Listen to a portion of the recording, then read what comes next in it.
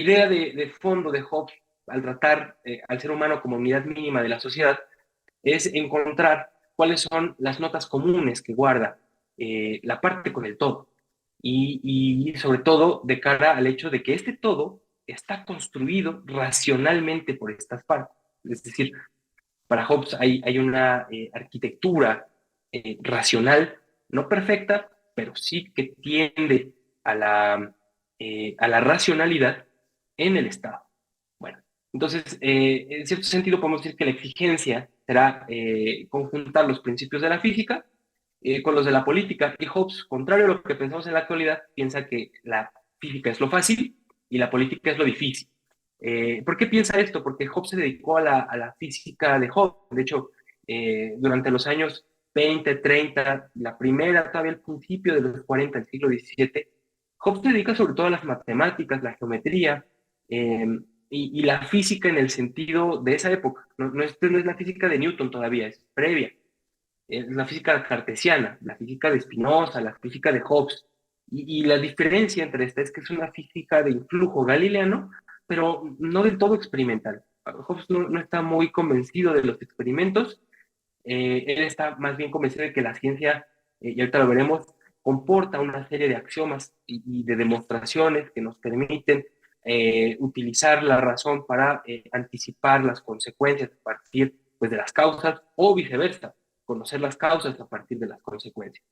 Bueno, lo que hace necesaria una teoría del hombre en Hobbes es precisamente la complejidad con la cual está construido el ser humano, tanto en su cuerpo, pero sobre todo en su mente, y de ahí que entonces Hobbes vaya a partir de lo más elemental, que será pues cómo funciona el cuerpo humano, cuáles son sus sensaciones, cómo se construye el lenguaje, los nombres, y cómo se construye el conocimiento, para de ahí elaborar una teoría que nos permita reconstruir genéticamente al Estado, es decir, desde su necesidad. Eh, bien, vamos para acá. Bueno, Hobbes es un autor que podemos llamar materialista. Ahora, no todos los materialistas son iguales. Hobbes es un materialista en un sentido y un idealista en otro. De hecho, también lo señala muy bien Leo Strauss en su librito sobre Hobbes, ¿no? ¿En qué aspecto es materialista? Bueno, Hobbes es un autor que parte de la idea de que los seres humanos eh, tenemos sensaciones porque tenemos contacto con el mundo exterior y porque existimos materialmente y que las sensaciones son directamente resultado del mundo exterior, por cuanto no existe nada en la razón que no haya existido antes en la sensación. Sin embargo, es idealista en un sentido diferente. Una vez que el ser humano parte de esa pues, realidad, de ese facto del hecho de estar constituido materialmente y de estar determinado por su constitución, y perdón, debe de ir hacia la elaboración racional de un discurso y de un conocimiento que le permita construir lo que él requiere, lo que él quiere, bajo principios y bajo conceptos, y el Estado no es excepción. De hecho el Estado es la máxima obra de este desarrollo. Bien, así entramos en primer lugar a la noción de ciencia que tiene Hobbes, ¿no? Que es que la ciencia la entendemos como aquello que está o que trata de los teoremas, ¿no? De las proposiciones generales en cuanto que son verdaderas y de las consecuencias de estas, ¿no? Es decir, esta es una noción no experimental, ¿no? De la ciencia, una noción formal de la ciencia, ¿no? Y que de cierta manera, cuando nosotros salimos del ámbito de las verdades formales hacia pues, lo empírico, la verdad fáctica, empírica, ya salimos del ámbito de la ciencia y entramos al ámbito del conocimiento en términos así, como más bien burdos o brutos, ¿no? Y que de cierta manera entonces la ciencia es cuando nosotros poseemos la claridad acerca de un cierto teorema que nos es propuesto, sabemos cómo y por qué es verdad, y de ahí nosotros derivaremos un conocimiento y por ende la ciencia está construida alrededor de una cantidad, pues digamos, pequeña, ¿no? Breve de axiomas, ¿no? Estos teoremas y estas proposiciones generales serán parte del contenido de la ciencia y por ende el estatus de la ciencia será teórico formal y no meramente empírico. Esto ya, pues desde mi punto de vista, nos pone a Hobbes como un autor que es moderno, pero que tiene una noción de la ciencia que se aleja, por ejemplo, de la que en la Royal Society durante los años 50 del siglo XVII estará mucho más de moda, ¿no? Con Boyle, con un poco después con Newton, ¿no? Evidentemente con el antecedente de Bacon, ¿no? Y la ciencia experimental, etcétera, etcétera, ¿no? Ese tipo de cosas a Hobbes todavía no le convencen, y de hecho piensa o tiene en mente una noción de ciencia pues un tanto más formal. Esto es o se debe, desde mi punto de vista, es una interpretación mía, pero que está apoyada en la obra de Jonathan Israel, ¿no? La ilustración radical, que nos habla acerca de, el influjo no de Hobbes, sino de Spinoza, pero que hay una cosa que comparten ambos, y es el modelo geométrico. Ambos autores son o piensan que la geometría es algo así como, de hecho lo vamos a ver un poco más por acá, eh, la ciencia de las ciencias, ¿no? Y de cierta manera, la geometría pues no lidia con las formas del mundo empírico, sino lidia con las formas tal y como acontecen pues en un plano imaginario, ¿no? El más perfecto de los triángulos que podemos dibujar, pues no es el triángulo de los teoremas, ¿no? Ni de los elementos de Euclides. Es una figura que representa esa otra cosa.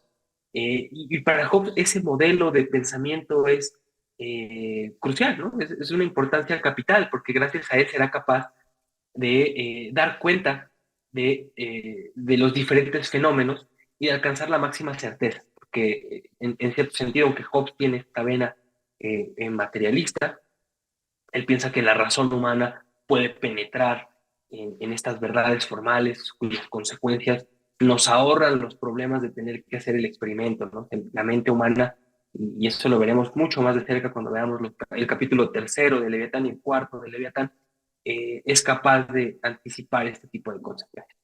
Bueno, una vez que ya sabemos qué es la ciencia, podemos aproximarnos propiamente a qué es el ser humano y cuál será el estatus de las afirmaciones que Hobbes haga del ser humano. Es decir, esta pequeña introducción acerca de qué es la ciencia nos sirve para aquilatar el sentido en el cual está hablando Hobbes acerca del ser humano y la manera en la que él existe en el mundo, es decir, no está haciendo experimentos, ¿no? Él más bien está partiendo de su experiencia y también de las verdades que conoce acerca del ser humano, pues sobre todo a partir de la anatomía, ¿no? Por ahí se sabe que había una relación con Harvey, ¿no? Uno de los anatomistas que descubre la circulación o que describe la circulación de la sangre, ¿no? Bueno, la matriz antropológica básica será el apetito y la aversión, es decir, las cosas que nosotros deseamos y las cosas que nosotros evitamos o buscamos en la medida de lo posible alejar de nosotros y destruir si es necesario. Estas son indistintas del placer y del displacer. En cierto sentido, Hobbes está haciendo eco de una postura hedonista que es popular en el siglo XVII y que al mismo tiempo es polémica en el siglo XVII, porque los hedonistas de esa época eran usualmente asociados con los epicúreos, y el epicureísmo fue mal visto en la historia de la filosofía, pues desde que surgió el cristianismo y hasta, pues, no sé, hasta bien entrado el siglo XIX, XX, ¿no? O sea, incluso el propio Kant, ¿no? O sea, como que el hedonismo es una de las cosas que busca refutar. Entonces, incorpora elementos hedonistas. Eso no significa que sea totalmente epicúreo, ni mucho menos, pero incorpora estos elementos en el sentido de que el apetito es aquello que se nos despierta por lo que nos causa placer, y la aversión es aquello que se nos despierta, aquella sensación que se nos despierta por aquellas cosas que nos provocan displacer. Entonces, por ejemplo, deseamos conservarnos porque pues, vivir nos proporciona un placer, y evitamos el dolor porque anticipamos la muerte, ¿no? En el dolor, lo cual es una cosa bien, bien interesante. Bueno, sobre la base de estos datos fundamentales, se elaborará los juicios morales, ¿no? Es decir, Hobbes buscará reconducir la moralidad a su base eh, biológica de alguna manera, o psicológica, si queremos ponerlo de esa manera, y es la siguiente, ¿no? Las cosas que hacen bien y las cosas que hacen mal serán apetecibles y aborrecibles de forma respectiva y serán lo bueno y lo malo. Y esto es muy interesante porque para Hobbes, y aquí sí hay un tránsito, Hobbes cambia del bien a lo bueno hacia el Leviatán, ¿no? ¿Cuál sería la diferencia, no? Pues que el bien es una especie de universal, ¿no? Una cosa como el bien y punto, ¿no? Como el bien supremo, como lo defiende Platón en la República, como lo defiende Aristóteles en la política, sobre todo, y Hobbes estará cada vez más suspicaz con respecto a la posibilidad de que exista tal cosa como el bien y el mal, y más bien lo bueno y lo malo, y el bien y el mal serán los nombres, pues que le damos a esas cosas que ya hemos juzgado, ¿no? De tal suerte que, por ende, así es como las define acá, ¿no? Aquí tenemos el de homine, ¿no? Podemos verlo aquí, ¿no? Las cosas que son deseadas, en tanto que son deseadas, pues son el bien. Y por ende, pues son más bien lo bueno, ¿no? Y las cosas contrarias son lo malo. Esto se irá desplazando en el tiempo. Hobbes hacía una teoría, hacía un nominalismo duro, pero aquí está anticipando una postura nominalista. ¿Qué quiere decir nominalista? Pues que no existe realmente una sustancia de lo bueno, sino que más bien son nombres que les damos nosotros a las cosas en función de hacerlas o de caracterizarlas, ¿no? A partir de nuestro juicio, de nuestra actitud hacia ellas.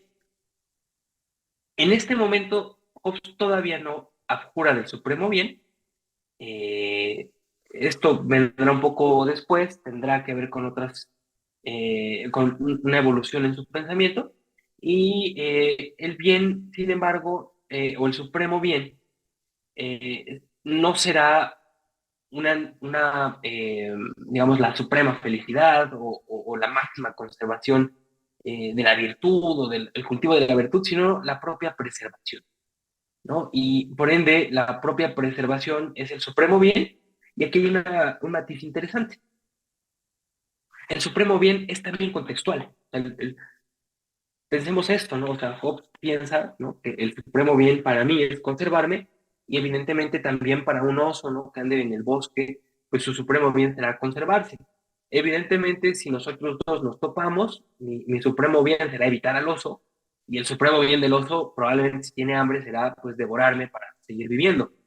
Eh, pues mi familia sufrirá mucho mi pérdida, me imagino, no quiero yo pensar eso, pero desde el punto de vista de Hobbes sería como, bueno, pues aquí hay un conflicto y el supremo bien de cada uno está en contienda y el que logre tener éxito, pues lo logrará, ¿no? Y si es el oso, pues qué mal por la familia de Rafael, pero pues qué bien por el oso, ¿verdad? Porque vivirá para cazar otro día más. Y eso pues estará muy bien para él, ¿no? Entonces, la naturaleza produce los arreglos en nuestras constituciones de tal manera que nosotros siempre estemos deseando aquello que coadyuva a nuestra propia preservación. Este es un punto de vista problemático, ¿no? Con todo lo que sabemos acerca de las entidades biológicas en el siglo XXI, entonces podrán decir, bueno, ¿y qué hay de las enfermedades autoinmunes, no? O qué hay de, por ejemplo, cuando yo deseo fumar, ¿no? Y mientras fumo, pues, no sé, me meto un montón de sustancias tóxicas a mi cuerpo y puedo destruirlo, ¿no? Conducirlo a su propia destrucción y mi deseo está yendo hacia allá. Bueno, en ese momento no existía la idea de, existe el cáncer, pero no existía el diagnóstico del cáncer y por ende no era como una cosa, y evidentemente las enfermedades autoinmunes no estaban diagnosticadas, sí existían, pero no habían los diagnósticos, y entonces eso no forma parte de la idea hobbesiana. Es muy común de aquellos autores que hablan de la conservación y de la propia conservación en esta época, de hablar acerca de la muerte como algo que procede de fuera, es decir, que por ejemplo, esta cosa muy hegeliana, ¿no? Y que sí retomará ya el siglo XIX, el XX, el XXI, ¿no? Que habla o que nos habla acerca de cómo los animales estamos enfermos de tiempo, ¿no? Y por el hecho de vivir somos lo suficientemente viejos como para fallecer. Esto no forma parte del horizonte del siglo XVII. Más bien, hay una tendencia, que de hecho Hobbes la describe en el De Corpore, que es el conato, y es esta tendencia que todos tenemos a conservarnos. Y creo que en eso no estaban tan errados, ¿no? Todas las cosas que vivimos buscamos seguir viviendo, al menos en términos generales. Hay algunas que no. hay razones por las cuales dejamos de hacerlo, pero si uno observa el mundo a la escala que los ojos te permiten y haces un balance del comportamiento de animales y seres humanos, puedes llegar a la conclusión de manera más o menos confiada de que todo buscará seguir existiendo, seguir, perdón, en condiciones óptimas de salud, de integridad, de fuerza, y mantener esa seguridad en el tiempo tanto como sea posible, ¿no? Eh, a partir de aquí, perdón, sí, Alejandro, adelante. Disculpa, Rafa, es que nada más me perdí con lo del conato. ¿De quién es el concepto? Mira, el concepto de conato, Hobbes lo desarrolla en el De Corpore, Ok. eh, pero también lo desarrolla Spinoza en la tercera parte, en las proposiciones 6 a 9. Como ustedes ya saben, Spinoza es mi autor de cabecera, ¿no? Entonces él lo tengo muy estudiado y sí, ¿no? Entonces para Spinoza es un elemento clave, para Hobbes también, pero Hobbes deja de utilizar el término. Es decir, después de escribirlo en el De Corpore, realmente no regresa a él con tanta asiduidad. Spinoza sí.